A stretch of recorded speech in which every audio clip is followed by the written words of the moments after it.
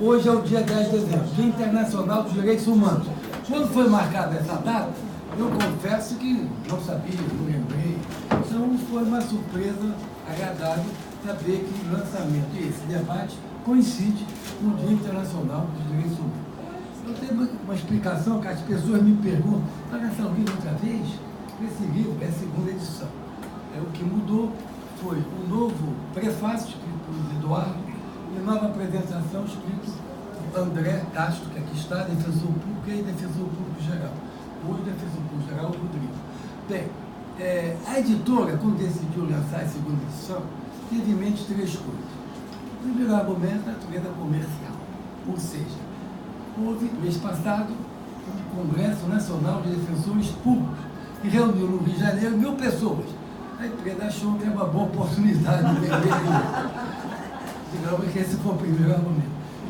Segundo argumento, que é político, que no momento há um conflito entre democracia e ditadura, né? As forças que lutam por democracia na sociedade civil, até mesmo em algumas instituições, e há outras que se sentiriam mais confortáveis no regime ditatorial. Então nós temos um confronto. A editora achou que isso era muito importante, principalmente para as novas gerações. Bom, todos nós conversamos com juventude. Que as novas gerações não têm a menor ideia do que aconteceu na ditadura. Não sei bem o que vocês viram, mas eu... Não. As novas gerações. Porque eu estou mexendo assim, não contei para você. Então, ele achou que para as novas gerações, um livro que fala sobre a ditadura militar, a resistência à ditadura militar, é um momento interessante de relançar. Bem, daqui a 3 dias, nós teremos 51 anos do AI-5, para quem não lembra, daqui a 3 dias. Quem tinha 10 anos na época, hoje tem 61. Ou seja, quem tem menos de 60 anos, que é o caso da mesa, certamente este livro é um livro de história. Poucos aqui participaram, vivenciaram aquele livro. Então, esse livro é um livro de história. A editora Citec é uma editora especializada em história. Tem muitos livros, mas a parte de história é considerado o forte da editora.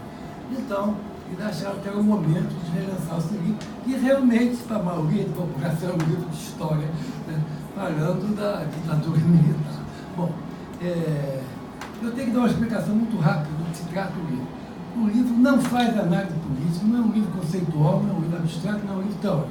É uma narrativa da minha experiência pessoal na clandestinidade, 68, 69, um pouco 70, e no exílio, na Argélia, Cuba, Chile, de Allende, Argentina, França e Portugal.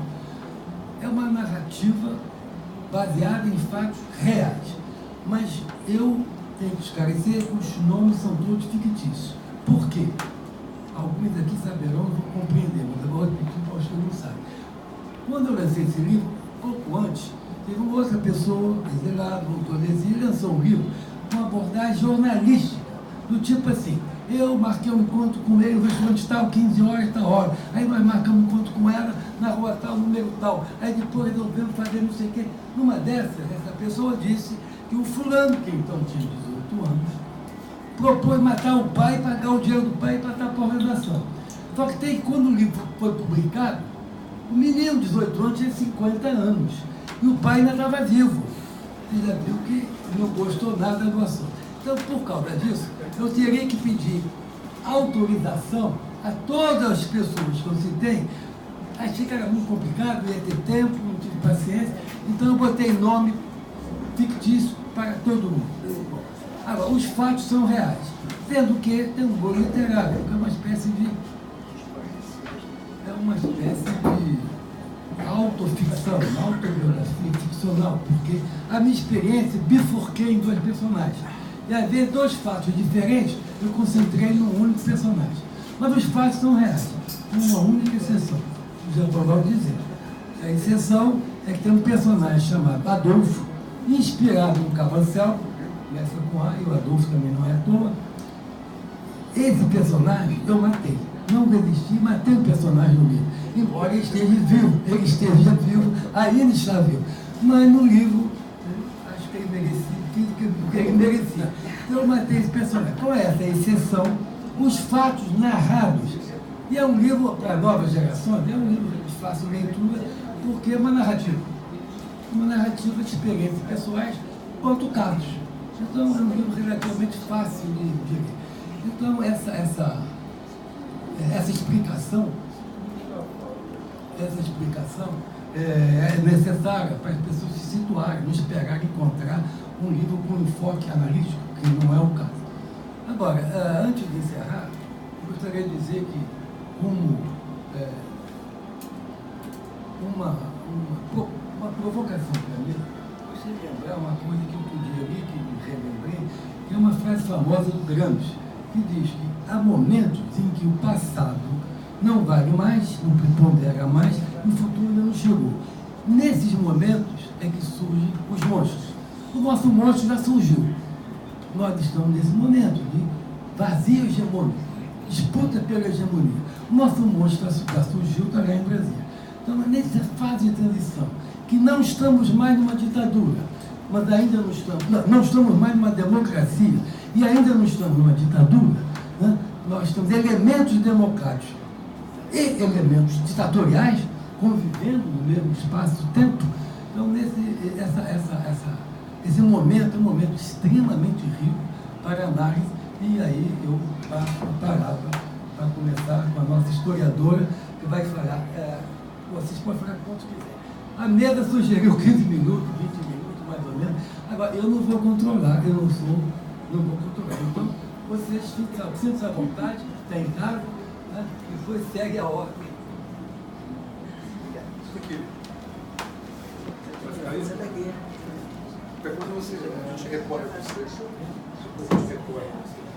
Bem, boa noite a todas e todos, né? Muita gente conhecida aqui na mesa e na plateia, uma ação entre amigos quase, né, eu diria.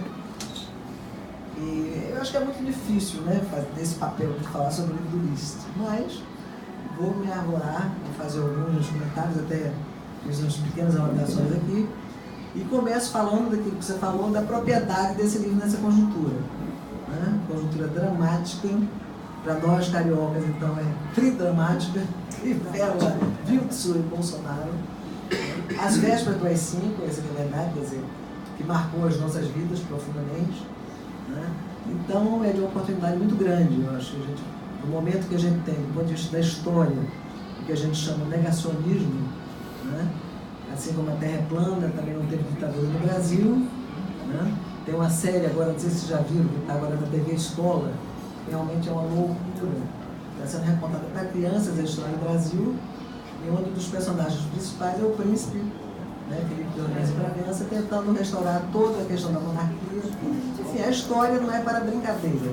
A coisa está sendo feita de uma maneira profissional, e vocês devem ter acompanhado que a Damares, inclusive, é a segunda ministra mais bem cotada do governo Bolsonaro para pasmo, né? Além do Moro, que o Moro era esperado, né, que combate a corrupção, a criminalidade, mas agora dá marca, gente. Então o problema é muito sério.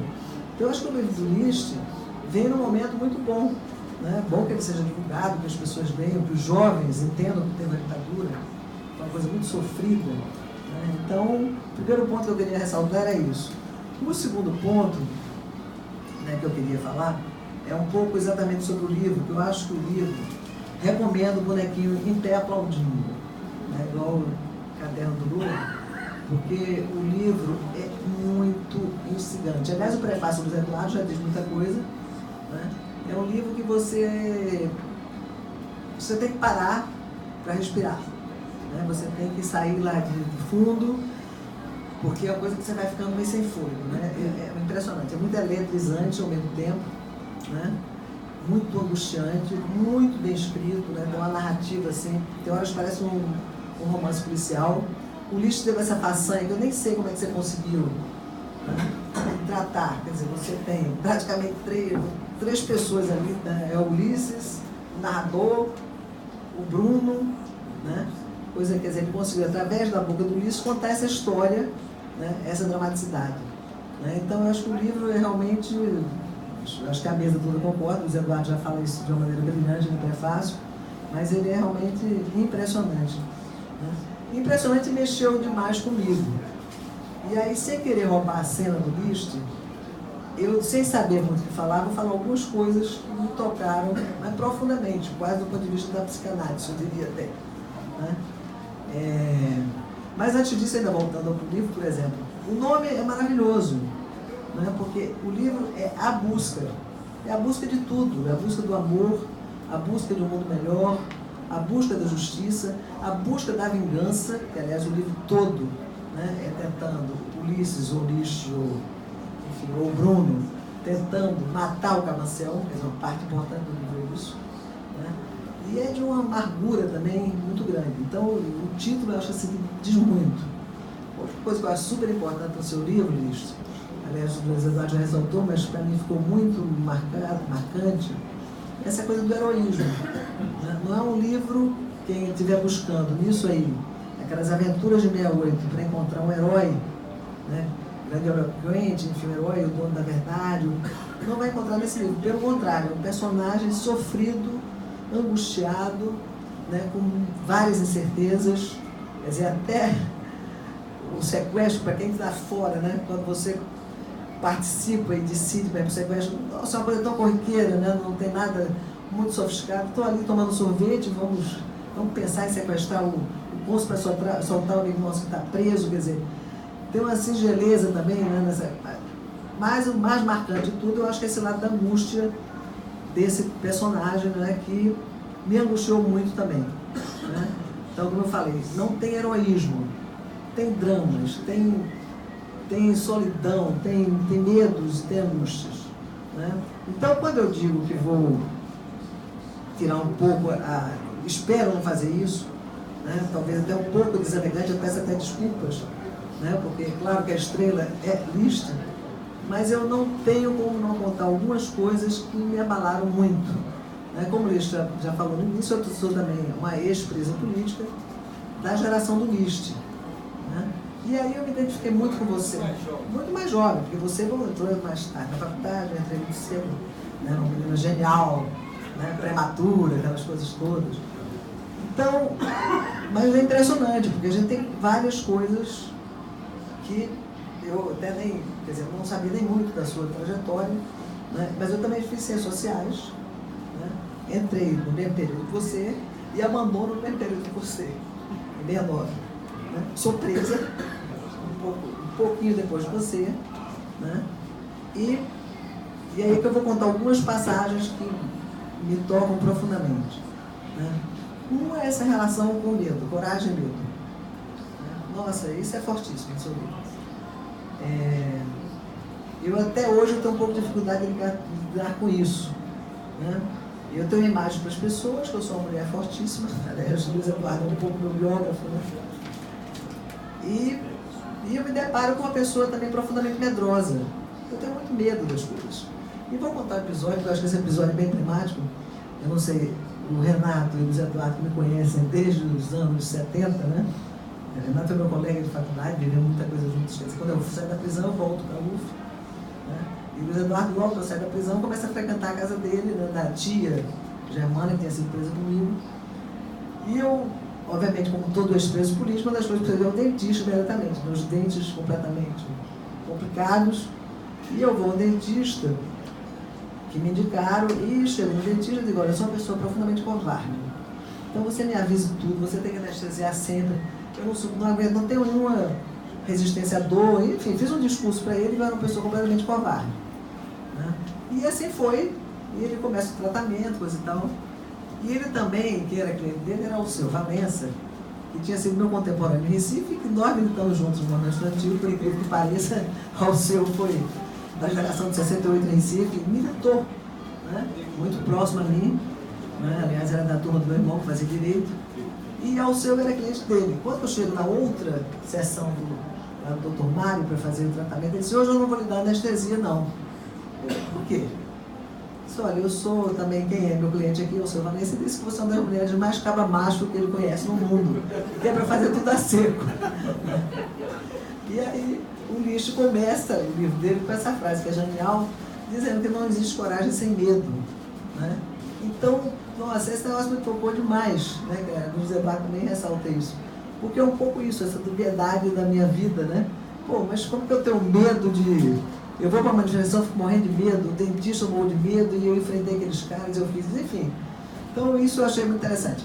Outra que você, assim, acho que poucas pessoas sabem disso, eu estive, né? Estaria, poderia, para ser trocada no sequestro do embaixador suíço. Não sei se eu estava em lista, disse que eu estava em lista, não estava em lista. Foi aquele sequestro que teve uma confusão de vários nomes, né? Mas eu cheguei a fazer um exame de corpo de delito, né? Nessa altura eu estava no DOPS, havia saído da PE, e lá me avisaram que eu ia ser trocada pelo embaixador suíço. Gente, e eu não fui, né? Naquele sequestro de 70. Vocês não podem imaginar a minha frustração, né? Quer dizer, uma marca até hoje, que eu vejo quando aquela coisa do si da vida. E se eu tivesse ido, gente? Né? Porque depois eu saí da prisão e enfrento aqui a ditadura nos anos 72, 73. Eu podia sair do Brasil, inclusive, que eu saí relaxado em prisão preventiva. Mas ao ler seu livro, isso também me resolveu uma questão. Gente, ainda bem que eu não fui. Como o lixo sofreu no exílio. Como aquela saída dele, nossa, que dureza que foi aquilo tudo. Que fantasias, né? É claro, mas assim, o seu livro nesse ponto me tocou assim, mas muito, não foi pouco não. Né? E a terceira passagem é a coisa de culpa, que eu também tive para ir, não fui. Né? Por vários motivos, não parei aqui discutir isso, mas enfim. E que também que coisa dura, né? Aquela idealização que a gente fazia de culpa, aquele treinamento foi barra pesada, teu sofrimento, teu... Enfim. Eu poderia ficar falando aqui muito mais tempo, mas eu acho que a ideia é que todo mundo fale um pouco, né? E eu acho que você tem quer dizer, eu acho que a nossa geração, né, Lixe, você tem o texto, a epígrafe que você usa em algum momento do Alex Polari, eu acho que é um primor, você escolheu aquilo e o teu livro é exatamente isso. Eu vou até ler porque ele diz mais ou menos o seguinte, né, uma coisa muito linda, ele diz, nossa geração teve pouco tempo, começou pelo fim, mas foi bela a nossa procura. Quer dizer, eu acho que é exatamente isso, né? Aqueles anos da gente, 68, 69, 70, eles parecem que a gente viveu quase meio século ali. Né? Ali aconteceu de tudo, com as nossas paixões, nossos amores, nossas fugas, nossos medos, nossas prisões, nossas torturas, nossa volta para a clandestinidade, que também você relata, né? Que também como eu sofri, a separação da família, enfim. Me tocou muito, né? Eu espero não ter pego no lado que eu não queria, que era exatamente falar mais de mim, mas eu não teve muito jeito, porque eu acho uma coisa meio psicanalítica. E eu queria, então, te agradecer pela leitura do livro, tá? Cumprimentar a mesa, cumprimentar seus todos e agradecer muito pela leitura do livro. Muito obrigada.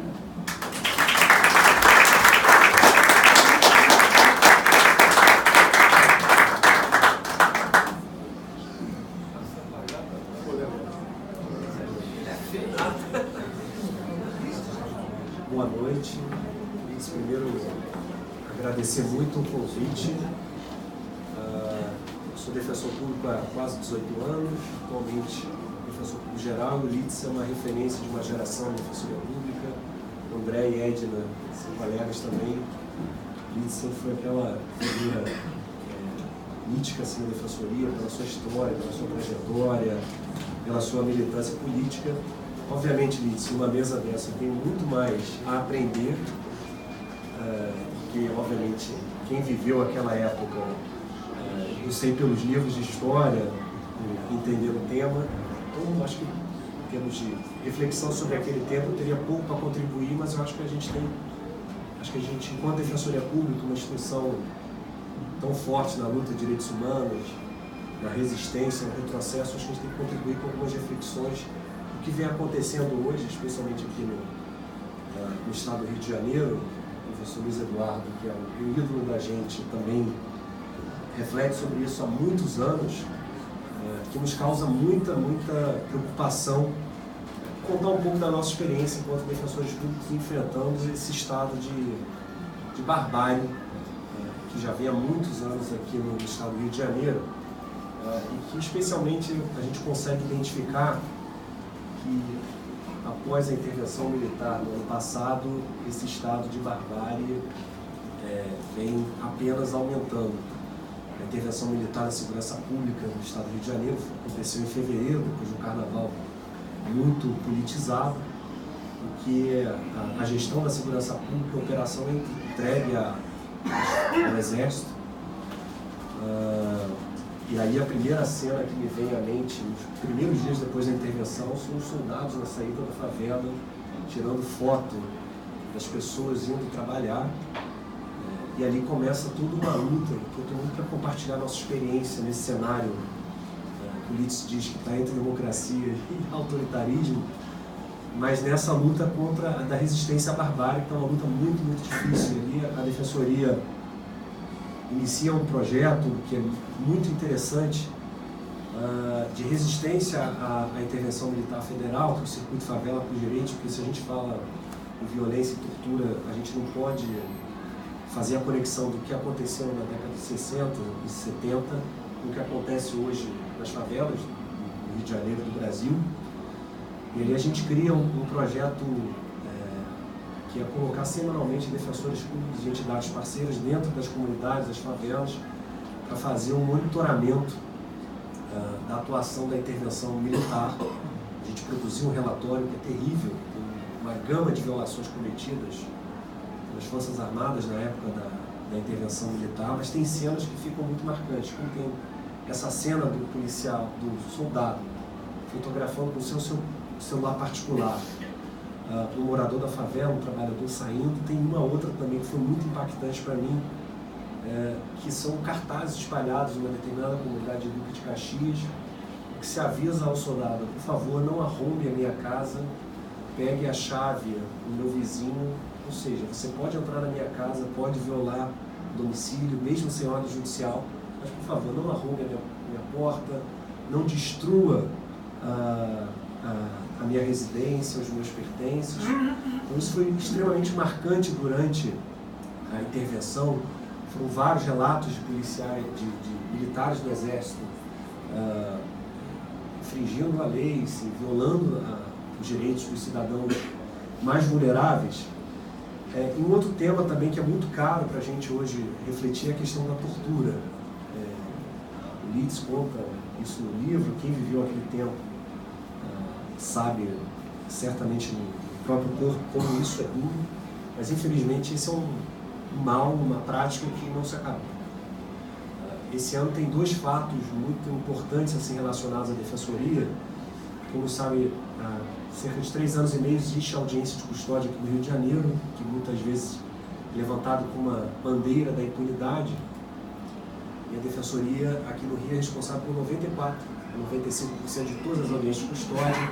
E desde o início a gente faz um monitoramento da audiência de custódia, porque é um instrumento de prevenção e combate à tortura. E esse ano a gente lança uma pesquisa terrível, que tem resultados terríveis. A cada dia, 3 pessoas presas são submetidas a maus tratos e torturas aqui no estado do Rio de Janeiro.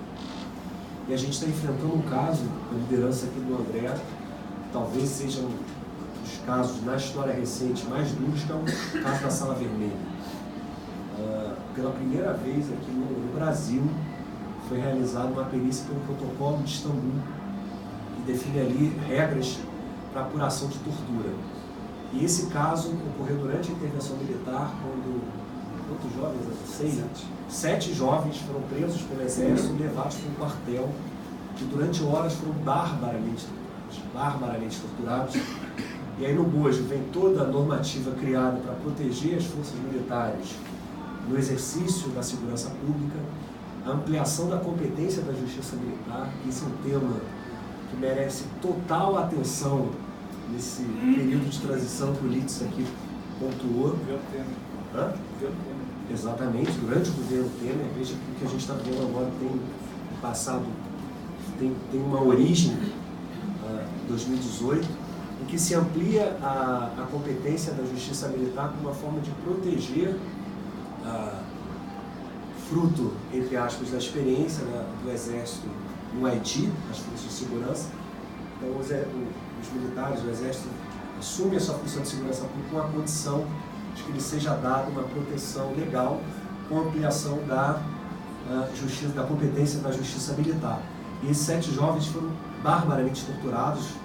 Um caso muito interessante, que vieram peritos internacionais, força de articulação da Defensoria com várias entidades internacionais, então vieram peritos internacionais, capacitaram os peritos do IML.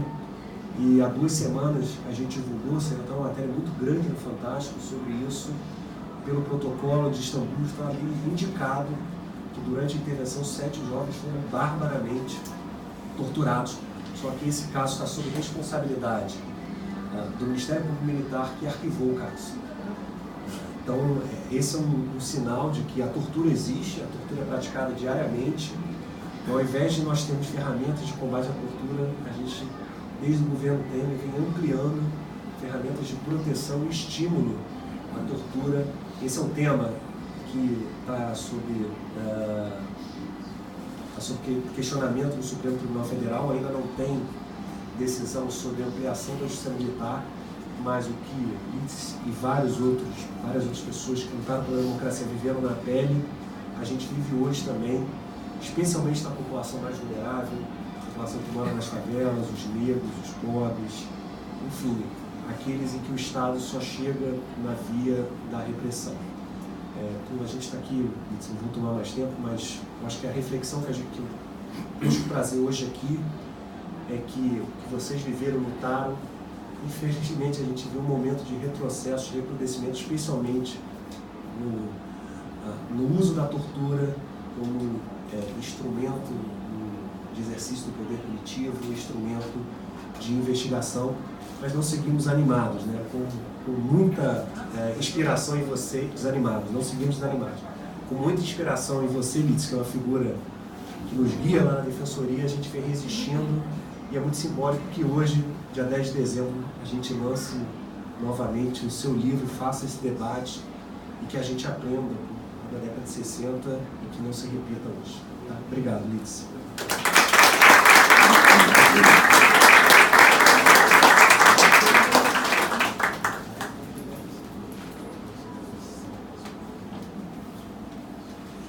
Vai ser Litz. Qual é a ordem de Cristo? Você falou, você. É para isso. Eu estava cumprimentando um amigo. Para isso. Bom que seja o dia 10 de dezembro, não o dia 13, né? Fundamental isso. Bom, alegria estar aqui com amigos, com o List, conversando sobre o livro dele, a segunda edição. E é um livro, antes de mais nada, é um livro de literatura. Queria chamar a atenção para isso. Né? Tudo que aconteceu aqui é verdade, né? Tudo que aconteceu aqui está calcado nos fatos. Né? List fez questão, inclusive, na apresentação dele, de chamar a atenção para uma dimensão ficcional, troca de nome de um personagem, e o fim que o personagem deveria ter tido, acho que teve pelo menos no livro, mas o resto, quer dizer, o mais que nós temos aqui é a matéria, coisas que aconteceram com nomes fictícios. A despeito disso, trata-se de literatura. Quer dizer, não é um relato, não é uma memória, não é um relato, não é um registro, não é uma coisa solipsista voltada para a apresentação de uma história pessoal, né? Portanto, não é um biografismo, não é um memorialismo centrado no ego daquele que escreve, mas a eficiência desse texto para as gerações que vierem ler tem a ver, em grande medida, com a capacidade literária de registrar essas histórias. Então, há um trabalho literário aqui, isso é obra do escritor. Né? O escritor que teve essa experiência e que, usando utensílios literários, soube trazer essa experiência e transformar num texto que tem alguma universalidade. Ele pode ser lido por quem não viveu isso. Isso é fundamental. Com frequência, os nossos textos muito memorialísticos, eles acabam criando uma barreira, uma zona de opacidade que se transforma em coisas estranhas, quer dizer, incríveis, né? Incríveis, né? E que acabam dificultando o trabalho da empatia intergeracional. Eu acho que o livro do List faz um trabalho formidável de produção dessa empatia, dessa sensibilidade compartilhada, que não é só entre nós, de alguma maneira vivemos essa experiência, mas gerações que vieram depois e que não têm muita ideia disso, né? Porque nós não trabalhamos essa memória, nós transformamos essa memória numa história ensinada, né, de uma maneira regular para os que vieram depois. Então essa é a primeira coisa que eu queria chamar a atenção. Estamos diante de um texto literário. Né? E digo isso não para diminuir o valor de verdade que ele tem, mas ao contrário. Né? Quer dizer, a relação entre ficção e realidade é uma relação de cooperação e não de oposição. Né? Então isso elementos ficcionais dão mais ênfase ponderam para mais elementos que estão na experiência da vida e que realmente aconteceram. Né? Esse é um ponto importante. Agora, é um livro perturbador, Né? E por muitas pontas é difícil até fazer um comentário ordenado, desse meio fim, premissas e conclusões. Ele nos atinge, como Dulce chamou atenção. A relação do livro com a questão da Defensoria Pública mostra também pontas que o livro tem no futuro, né? Não só para o futuro, mas por uma permanência de questões que estão presentes no meio de nós há muito tempo. Esse livro tem muitas pontas e a abordagem, portanto, analítica, reflexiva, às vezes é um pouco difícil.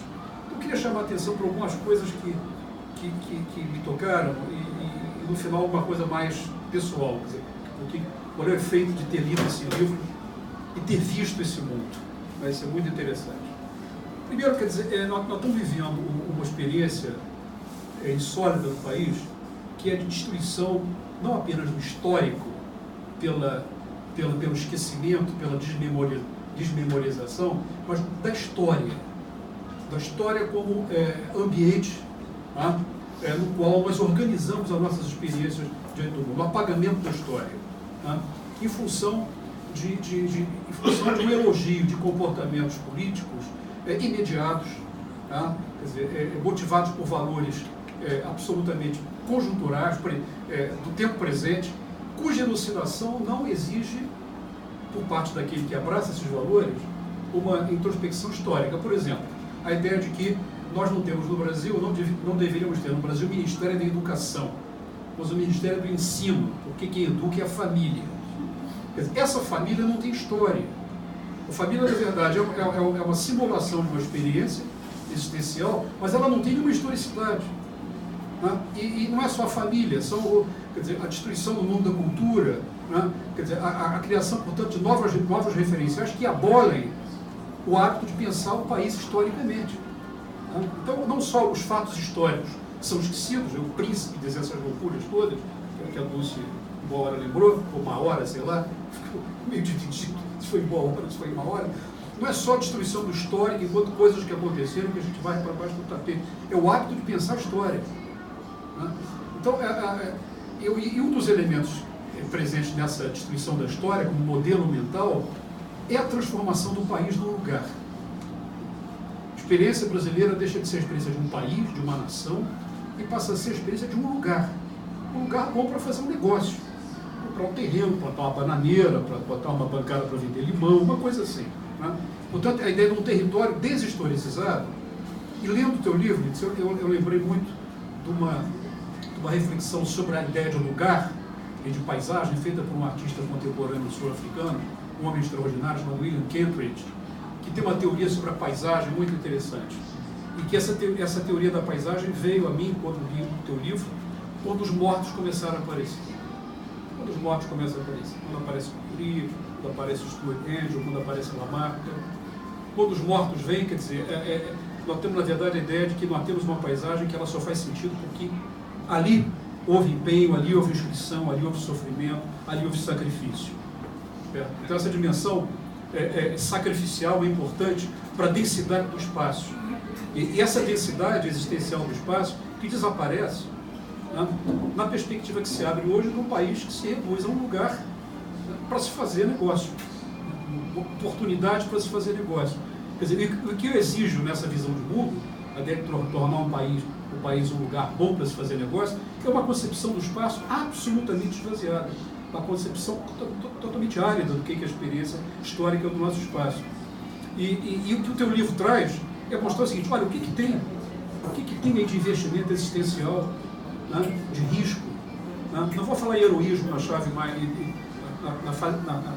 no registro celebratório, mas de um empenho para além do risco mínimo razoável que os seres humanos habitualmente topam aceitar. Quer dizer, uma zona de risco foi ultrapassada por uma geração sem a menor chance de vitória, tipo gente, quer dizer, um inimigo muito mais armado, muito mais capacitado para derrotar física e militarmente qualquer tentativa nesse sentido, e ao longo do tempo foi se percebendo o quanto do ponto de vista da opinião pública e do possível apoio da sociedade, apoio popular, isso não existia. Então, na verdade, esse é um ponto também importante que chama atenção para essa decisão de ultrapassar uma certa linha ordinária do risco. Os seres humanos vão até um certo limiar. E pensar, quer dizer, o que faz com que limiares de risco sejam ultrapassados? Em que medida, esse é um ponto que eu vou comentar mais no final, quer dizer, como é que a gente pode repor uma relação com risco que possa ultrapassar o limiar comum, ordinário, que, do modo geral, as pessoas têm. Então, esse é um ponto que eu queria chamar a atenção, quer dizer, a ideia de mostrar que nós temos uma experiência política nacional recente, cujo sentido foi dado também por um conjunto de sujeitos, né, que ultrapassaram esse limiar e alguns deles ficaram na Terra. Estão na Terra, fazem parte da Terra. Né? Eu acho que esse é um ponto importante. Outra ponta, pegando agora o outro ângulo, mas que conversa com esse também, é que ler o teu livro é como pegar uma garrafa que foi jogada no mar há muito tempo, abrir a rolha e sentir um cheiro de coisas que aconteceram há 30, 40 anos atrás. Quer dizer, quando eu li teu livro, eu não li a primeira edição, eu li agora. Né? Quando eu li, é como se o cheiro, né? O cheiro, quer dizer, pegar, sei lá, o paninho do piano da nossa avó, né? A gente pega do cheiro, o paninho, lembra da avó que morreu há 40 anos. É isso. Então o livro traz a atmosfera, traz o cheiro, né? do que aconteceu, várias coisas que aconteceram nesse período. Né? Eu faço parte de uma geração, quer dizer, eu não sou da geração do lixo, então um pouquinho mais novo e tal. Eu e o Luiz Eduardo somos de 1954, uma das gloriosas geração de 54. Né? Portanto, nós, e eu particularmente, eu andei na beira desse abismo. Né? Quer dizer, a minha idade me salvou. Da minha geração, que eu tenho registro, César Benjamin pulou dentro do abismo. Cezinha pulou dentro do abismo, exatamente a mesma idade que eu tinha. Né? Eu, com 14 anos, 68, era militante do movimento secundarista no Rio de Janeiro, né? Uma família muito politizada, em 69 também, enfim, fomos nos radicalizando, e a nossa atenção era muito voltada para os eventos, para as coisas que estão narradas no teu livro. Quer dizer, o nosso espaço público era aquilo, quer dizer, a política brasileira para a gente era aquilo. Não era o Congresso, não era o Médici, não era o Corte Silva, era o seguinte: quem é que assaltou o banco, quem é que sequestrou, qual é o documento da LN que está saindo agora, o documento do MR8, enfim. Quer dizer, esse era o mundo, isso eram os marcadores, né, da nossa socialização política e intelectual para interpretar o Brasil. Né? E a cena política institucional, quem se ocupa dela? Na verdade, ele tem que temê-la, mas ela em si não tinha muito interesse. Né? Então, isso é importante também, quer dizer, a ideia, quer dizer, de um espaço público que, para um conjunto de pessoas que não estiveram diretamente envolvidas por questões geracionais, ou porque não se dispuseram a dar esse furo, era para a gente a experiência política pública que existia. Agora, era uma coisa muito doida, porque essa experiência política é de sujeitos clandestinos, em imensa solidão. Eu acho que esse é um ponto importante que o teu livro traz, né? Fazendo uma ponte com o que o Bruce falou. Não se trata aqui do heroísmo, né? Ao contrário, quer dizer, a ideia de um sacrifício que às vezes, quer dizer, beira uma certa irracionalidade. A parte do teu livro que você narra, por exemplo, aquela perambulação em São Paulo, aquelas pensões e tal, aquela mala e tal, né? Que é uma loucura, porque você tinha o universo na cabeça, a classe operária, a emancipação dos povos, mas estava numa pensão sozinho, né, sem o ponto que ia te levar para outro lugar. Quer dizer, esse abismo entre a situação existencial do militante, mas que o militante se toma como sujeito universal, né? Esse é que, na verdade, segura o militante para além do problema imediato. E o abismo e o universal, que não estava nem aí, disso. O universal faltou o encontro, né? Ficou faltando. Mas isso é um ponto que eu acho curioso, quer dizer, a experiência da solidão da militância. Né? A experiência da solidão da militância, e a incerteza dos laços, a incerteza da existência dos outros, né? O risco tremendo, enfim, as quedas, as prisões, a tortura, o desaparecimento das pessoas. Né? Então, eu acho que o teu livro traz elementos muito, muito interessantes para pensar essa experiência. Quer dizer, há uma literatura desse período que ela está muito mais focada nos feitos, né? Nós fomos lá, assaltamos e tal, juntei, uma certa celebração e um certo heroísmo que, enfim, houve a disposição de arriscar, então isso tem que ser respeitado, mas não dá elementos para pensar essa questão que você está pondo, que é a dimensão da solidão do militante que tem em si o universo, mas que está completamente isolado das relações com os seres humanos normais. Né?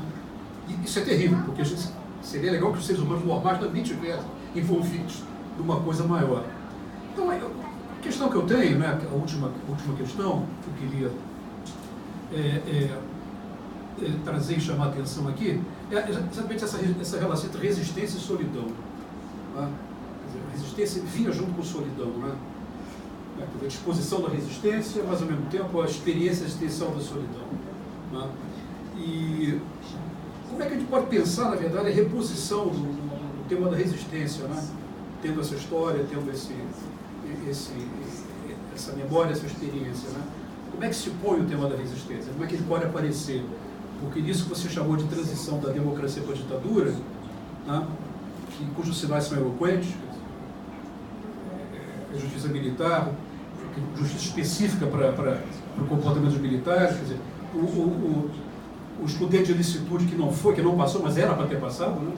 A ideia que ele tivesse. Quer dizer, na verdade, sinais absolutamente eloquentes de que alguma coisa muito ruim vai vir. Tá?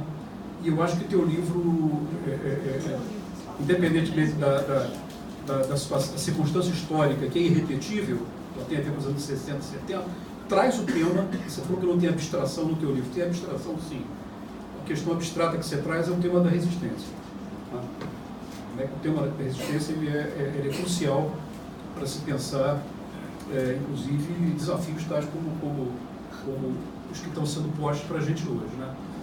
É um pouco isso, Luiz. Quer dizer, o livro teu pega por muitos lados, pega pela memória pessoal, pega pelas histórias, as pessoas que não puderam estar aqui com a gente para conversar sobre isso, que não são poucas, né? E tudo isso vem junto, tudo isso ao mesmo tempo. Portanto, eu acho que é uma leitura indispensável, não para entender o passado, mas para nos capacitar de repor, né? A perspectiva da resistência, da inconformidade, do risco, como algo que vai ter que se pôr no nosso horizonte em algum momento.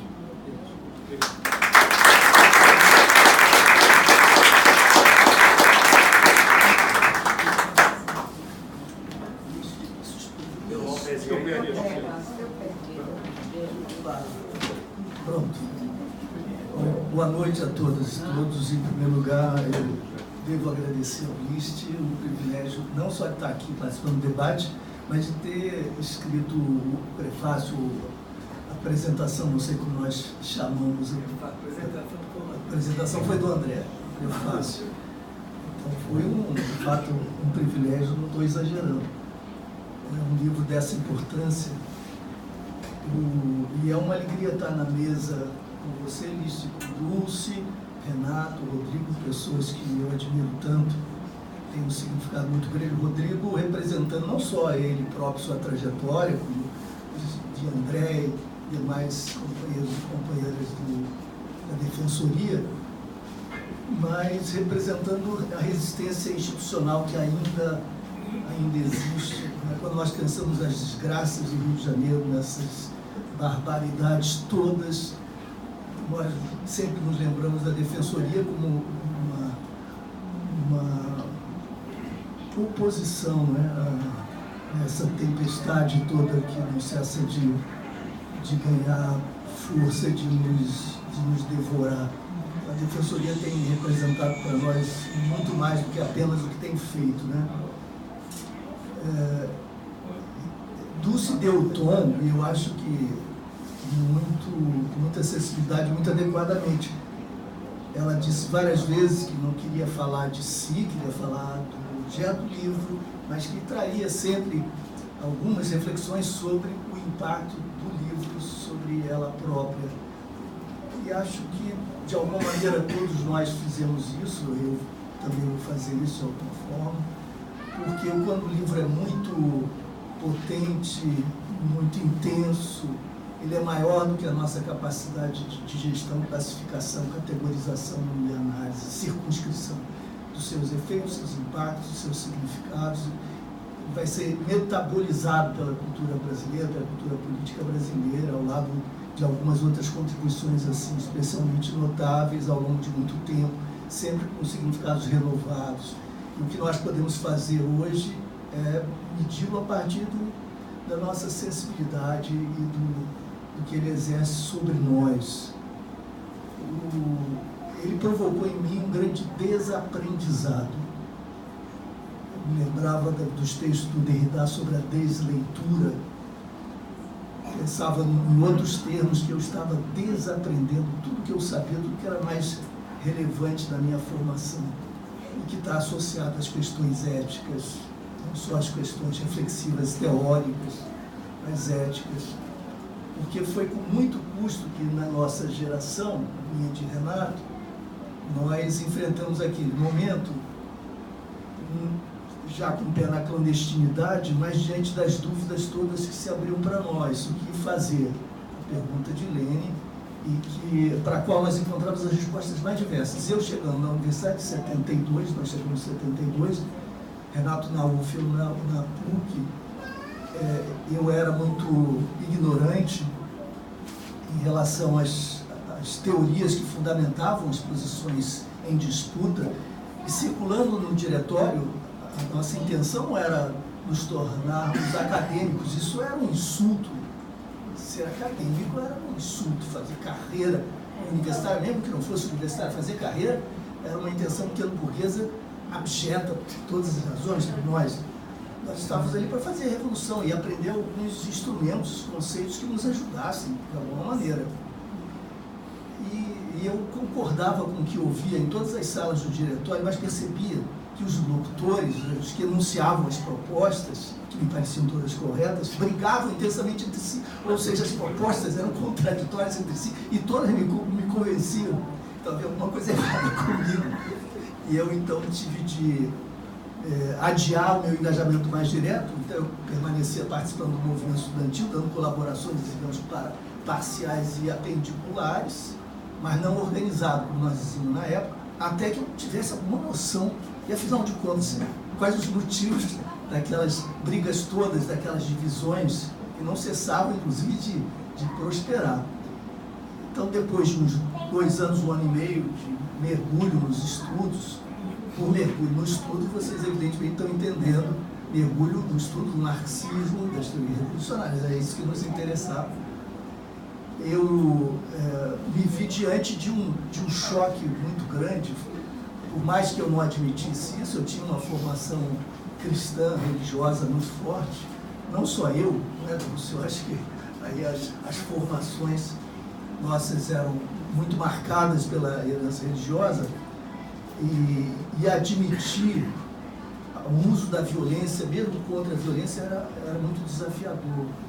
Isso nos tomava a alma, nos tomava o tempo, nos deixava insone, e a dúvida nos angustiava. Eu digo nos angustiava, porque não era experiência individual, eu acho que nada disso é individual. Até onde é possível adotar a violência como forma de resistência contra a violência maior. Isso era difícil. Além disso, havia as questões propriamente práticas, táticas, estratégias, que recursos, que métodos usar para resistir à ditadura, quais seriam mais eficazes, etc.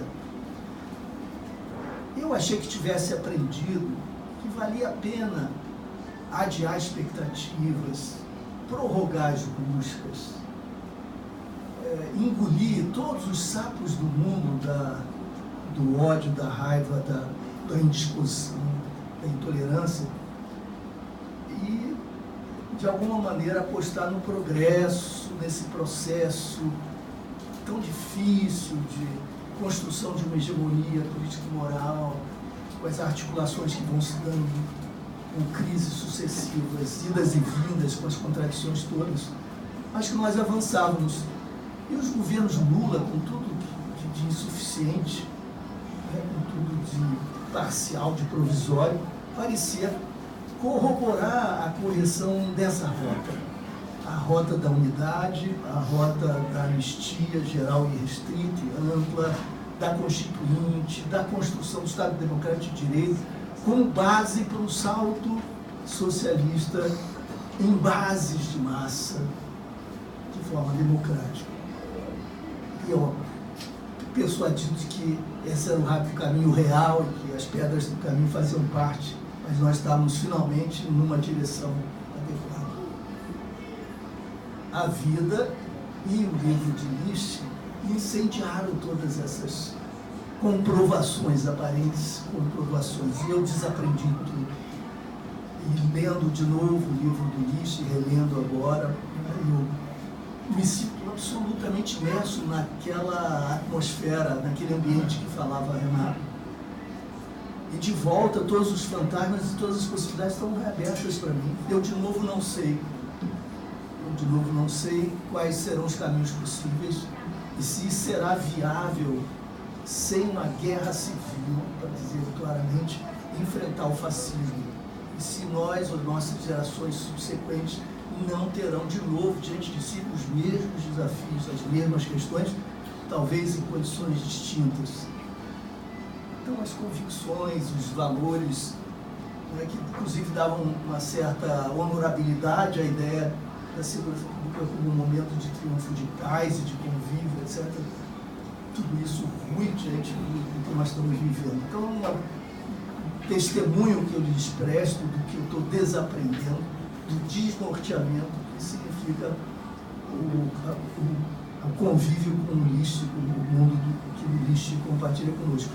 É uma autobiografia em baixo relevo, também queria dizer. Acho que todos de alguma maneira disseram isso. Não é nada narcísica, não se auto-heroiciza, até a multiplicação do protagonismo, de certa maneira, distribui tarefas e evita o engrandecimento do personagem-chave.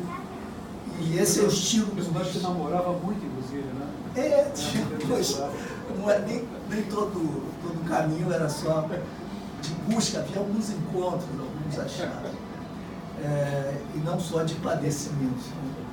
Mas, enfim, esse estilo do Nietzsche que é dele mesmo, quem conhece sabe, dessa autocontenção, dessa timidez, a introspecção, a humildade, isso tudo é muito evidente na biografia. No entanto, eu acho que nos cumpre, sim, evidentemente sabendo que há tantas nuances, tantas gradações, e que são falsas as idealizações, mas devemos sim, eu acho, mais do que nunca, considerar Nietzsche, Dulce, heróis do nosso país, heróis da nossa história. E por isso o meu prefácio é também uma homenagem, né? Uma homenagem ao Nietzsche e à geração que ele representa, daqueles que ousaram, depois do reencontro com as práticas democráticas, o censo, nós tivemos a institucionalização, por exemplo, das ciências sociais no Brasil. E se antes havia todo esse destempero radical, que era muito estreito, depois nós acabamos, eu digo nós, com figura de retórica agora, a institucionalização das ciências sociais promoveram o seu enriquecimento, mas ao preço de muito empobrecimento também. Então nós trocamos o personagem, que pode, inclusive, ter atitudes absolutamente heróicas, pelo ator racional da teoria dos jogos, que calcula e negocia de acordo com ganhos e prejuízos. Isso pensa até amanhã. Esse eu penso até amanhã. É aquele que negocia no mercado da vida, né? E nós estamos entregues a esse paradigma neoliberal, também no nosso ofício, também nas reflexões sobre ciências sociais, que se especializaram e abdicaram da sua função pública e política e ética. Né? Então, por isso tudo, pelo que vocês representam, pela beleza que é esse livro, foi um privilégio participar. Obrigado.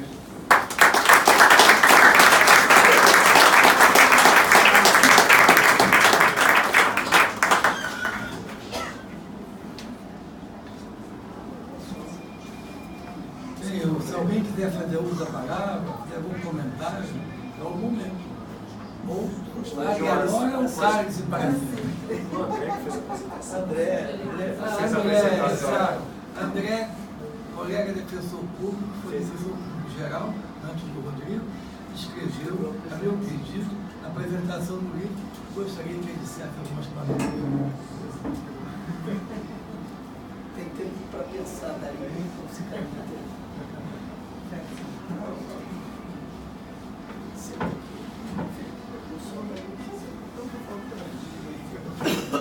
Preparei para falar. Boa noite. Senhoras e senhores, uma alegria estar aqui, Liz, poder participar assim que você lançou o teu livro, já há alguns anos atrás, eu comprei e li, devorei o livro no final de semana. Assim, eu fiquei muito impactado. O livro é muito bom, conta uma história, como o Rodrigo falou.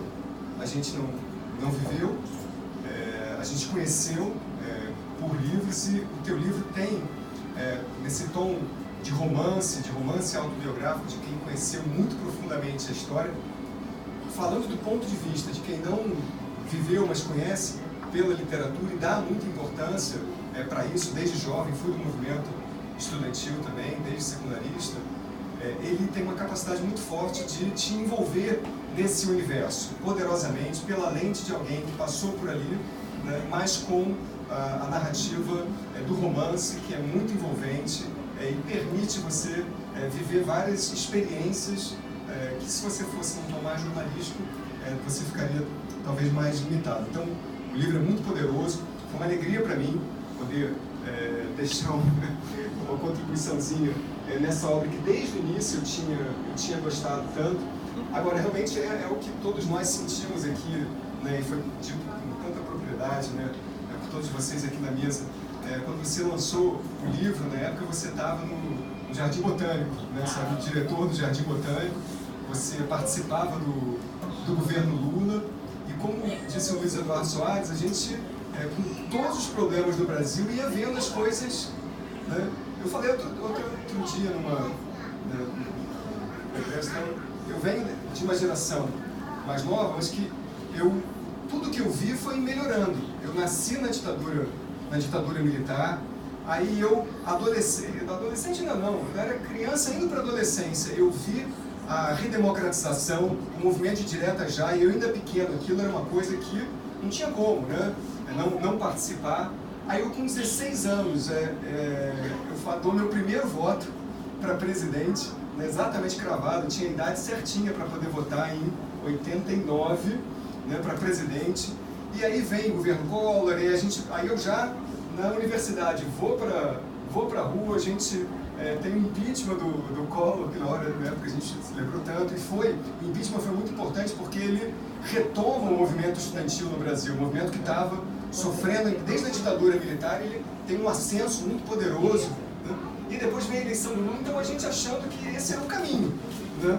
E quando eu leio esse livro era para mim uma história muito importante do passado, né? A história de alguém que viveu na clandestinidade, lutou contra a ditadura, foi preso, foi torturado, foi exilado, mas quando volta, participa, é um membro do governo, eleito do governo, que nasce na luta de classes contra esse regime ditatorial. Então é daí para frente, né? E agora eu lendo de novo o livro, tá tudo assim, enfim, mas é a busca, né? Eu acho que o livro ler de novo é bom, porque se a gente venceu uma vez, a gente vai continuar buscando. Em algum momento a gente vai vencer de novo, e eu tenho muita esperança. Parabéns a todos vocês que viveram essa época, que nos enchem de orgulho pela coragem que vocês tiveram, por dedicar a vida de vocês a um projeto democrático, a um projeto de país mais livre, mais justo, e a todos nós continuarmos, seguirmos nessa luta, nós, talvez um pouco mais novos, nos inspirarmos em vocês todos, para que um futuro melhor brilhe no nosso país mais uma vez. Parabéns, Liz, parabéns a todos.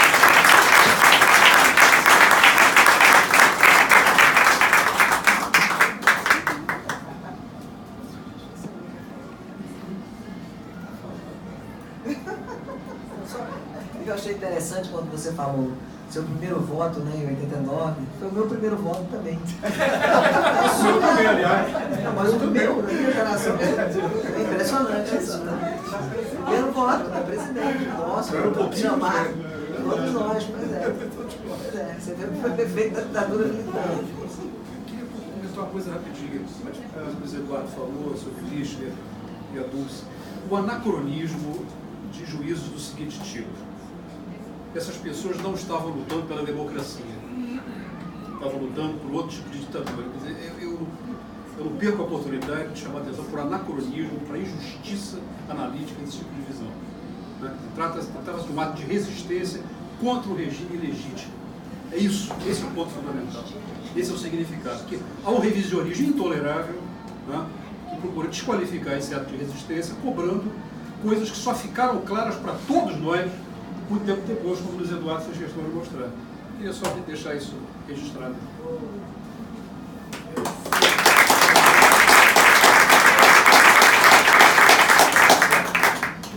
Já tive esse debate e gostei muito do que você falou, porque o importante na época não eram os documentos que foram escritos, mas a ação concreta que foi realizada.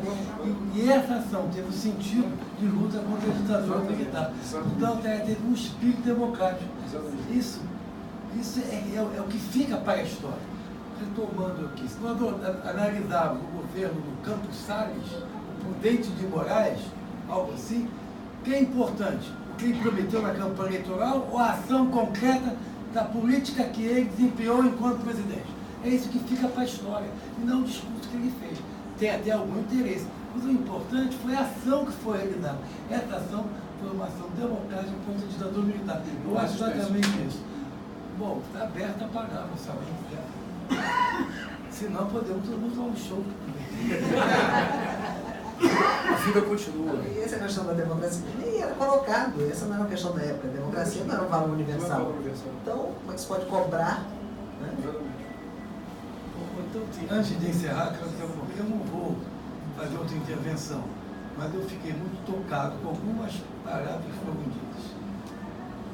Primeiro, vereador, quando falou da questão do medo e coragem. Eu começo o meu livro dizendo que eu não tenho coragem sem medo. Toda vez que eu fiz alguma coisa que exigia coragem, eu tinha muito medo. Eu tive que superar o medo para fazer uma coisa que as pessoas dizem que eu era corajoso. Na verdade, eu era muito medroso. Tive que vencer o medo. Então, essa questão para mim é também uma questão pessoal.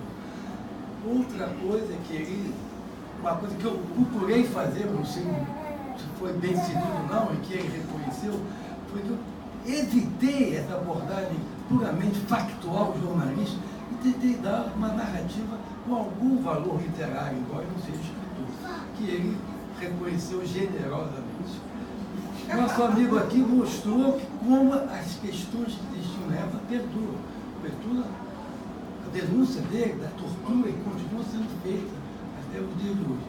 E o Luiz Eduardo, ao falar de heroísmo, embora eu ache um pouco exagerado, mas ele reconheceu que, pelo lado da coragem, que é uma das faces da moeda, do medo, pelo lado da coragem, aquela geração que se lançou e que, do ponto de vista racional, não tem muito sentido, olhando hoje, já que todos nós fomos derrotados, e todas as estratégias, e todas as táticas, e todas as linhas políticas, todas foram derrotadas. Então, hoje, olhando a história de trás para frente, é um livro de história política que eu acho importante, esse foi o entendimento da editora, porque nós estamos vivendo um momento especial de confronto entre a democracia, que não existe mais, e uma ditadura que ainda não chegou e pode chegar ou não, e não podemos prever o futuro. Então, eu agradeço à mesa pelas palavras generosas, eu agradeço a presença de público e a uma linda senhorita que quer falar.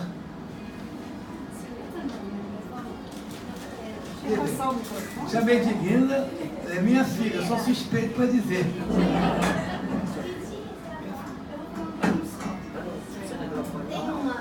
Está sendo gravado. Quer passar o microfone?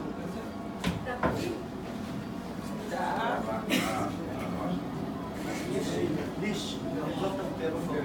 Vai lá. É melhor me deixar mais pra frente. Bom, boa noite. Eu sou a filha mais velha do Liszt, nascida em 65, então muito cedo na minha vida, né? Ele estava na clandestinidade, estava na luta armada. Eu só queria contar um pequeno episódio, já que eu faço parte do livro de alguma forma, que eu sempre tive vontade de complementar esse livro com umas cartas que ele me escreveu em 69 e 70, mas que por uma série de motivos eu só fui receber em 83, 84, mais ou menos. E são cartas lindas, né, que ele tinha escrito, e numa delas ele faz uma fábula para me contar por que ele estava longe, né?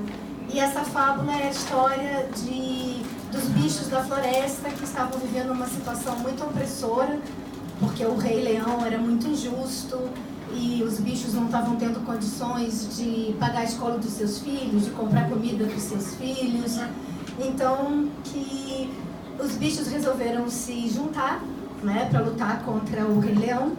E o Papai Coelho, então, estava junto, né, lutando junto com os outros bichos para poder comprar comida para sua filhinha Coelhinha, para poder pagar a escola, para que houvesse mais justiça e para que todos os bichos da floresta pudessem também ter comida e escola e boas condições de vida. São cartas que eu adoro, né? Estão guardadas com muito carinho, quem sabe um dia elas complementam esse livro.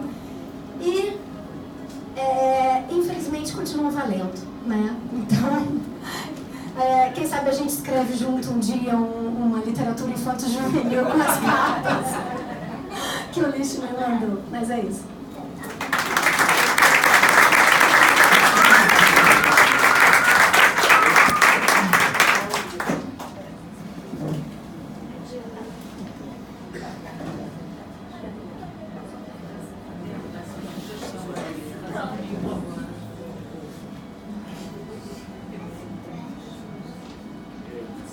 Alguém gostaria de falar mais? Está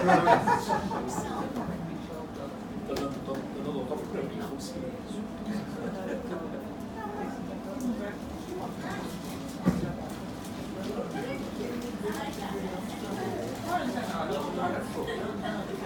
Ah, sim.